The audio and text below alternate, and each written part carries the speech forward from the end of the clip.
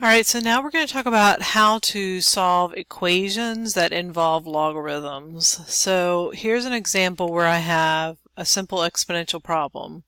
So 2 raised to the x minus 1 power, x plus 1 power equals 32. So basically what I want to know, I can change 32 into 2 to the 5th power.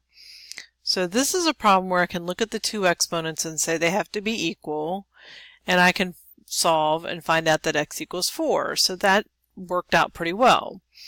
And then here I have another problem. I can do the same thing, and I can find out that x equals 6.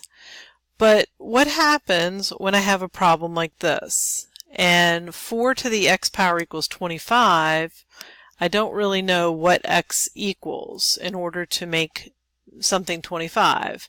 So then I'm going to solve this using logs. And the way that you do that is you basically take the log of both sides. So I have log 4 to the x power equals log 25.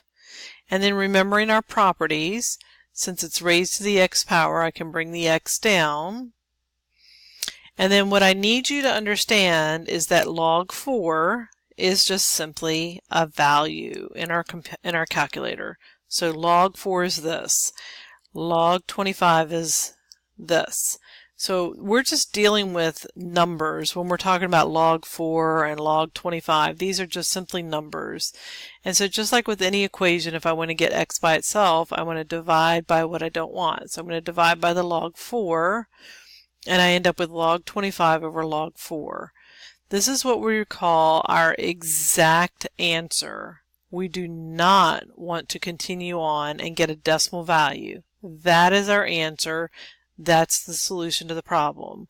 Now, if it's a word problem, that's a different story. Then you would divide them. But the way that these are written, you're going to leave your answer the way that it is.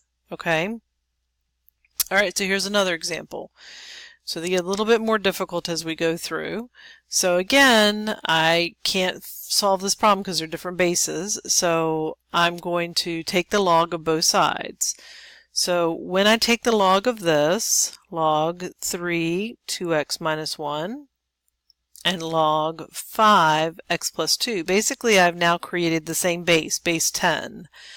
And I can bring this value down just like I did before. And I can bring down the x plus 2, just like I did before. So now here's where things change. This is a number. Remember we talked about that earlier. So I can distribute that number into this problem and get 2x times log 3 minus log 3. And I can distribute this into this answer and get x times log 5 and 2 times log 5. So now I need to look at this and decide what I'm going to do now. I'm trying to solve for x, but if I look at this, I need to get my x's together. So I've got an x here and an x here, and these two values don't have x's with them, so they're technically just numbers. So I'm going to get my x's on the same side. So I'm going to subtract that x onto the side, and I'm going to add that 3 onto this side. So look again, I moved this x over here and made it minus x log 5, and I moved this log 3 over here and made it plus log 3. So on both of these, I'm not intending to. The 5 is not the base, so I'm going to write it a little bit differently. Okay, so now when I want to finish solving my problem, I'm going to do what I've done before, and I'm going to factor out that x. So when I factor out the x, I get all this, which is just a number. And I get all of this on the other side, and I can divide both sides by this answer and get my solution. So again, this is my solution.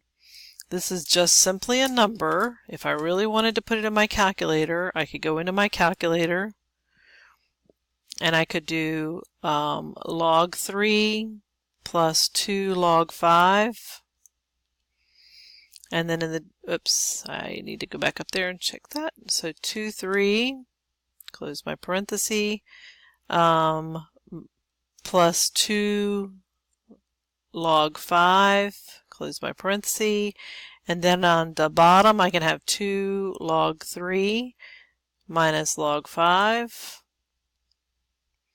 And I get some value 7.34.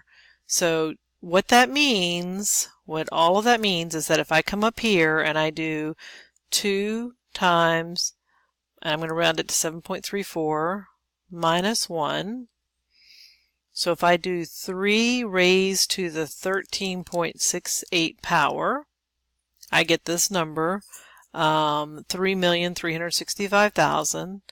And then if I do 5 raised to the 7.34 plus 2 power, I get a number that's pretty close to it. So remember, we're rounding off. So that's all we're finding is what value of x will make those two problems equal. Okay, so on the next page, I'm going to skip this first problem because I really don't want to get into something that difficult with us. And we're going to look at this problem. So here, what we're doing is the same thing that we did before. So we're taking these two logs and we're going to condense them using the properties that we did in the last section. So to condense them, addition means I'm changing it to multiplication. So it's becoming log x times x plus 15, and all that's going to equal 2. And then now what I need to do is look at this problem as log base 10 x squared plus 15x. All I did was distribute that x into the problem, right? Again, equals 2. And so now to solve this problem, since I have log on one side but not on the other side, I can convert to an exponent. So 10 raised to the second power equals x squared plus 15x. So now all of that's a quadratic. I'm converting it x squared plus 15x minus 100 equals 0. This can be factored into x plus 20 and x minus 5, which means x equals negative 20 and x equals 5. Okay, now I have to go back and check my answers. So negative 20, if I substitute negative 20 into this first part of the problem, then I would have a negative in my parentheses, and you're not allowed to have a negative, remember, so that's extraneous. So this gets thrown out, and then I need to check 5. So if I put 5 in here, I get a real solution, and if I put 5 in here, I get 20. That's a real solution. So x equals 5 is my only solution. I can check it again, and so to check it, I'm just going to substitute that 5 into the problem. So I'm going to have log 5 plus log 20. I'm going to go ahead and do my math.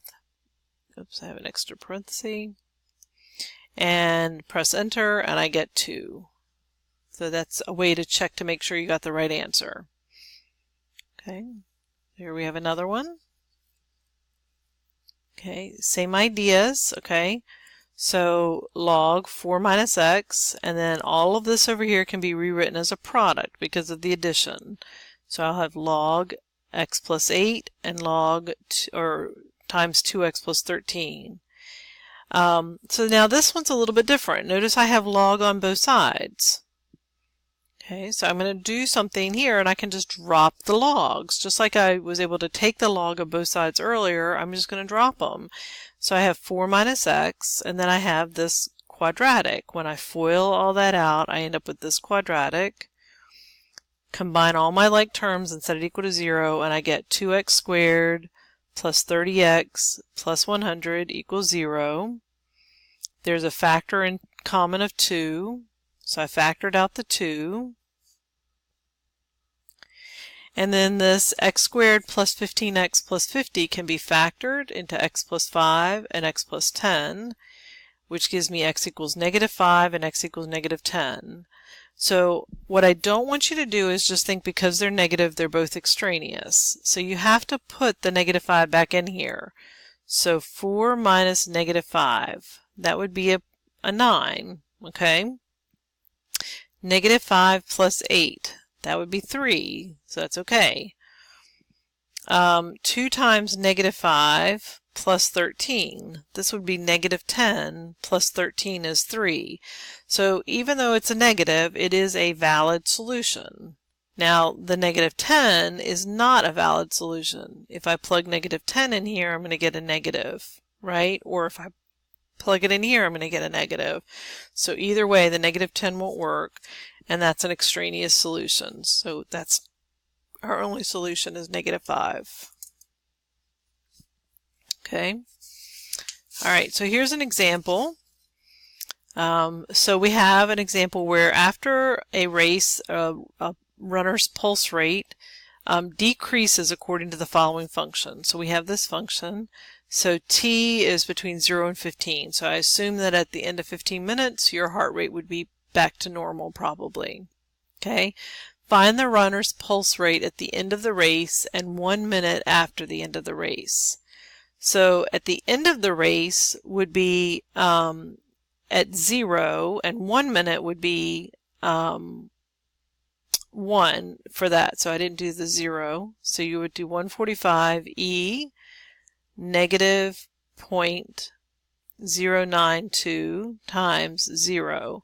So all of this is 0. So anything to the 0 power is 1.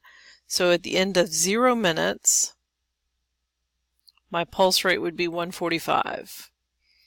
At the end of 1 minute, my pulse rate would be 132.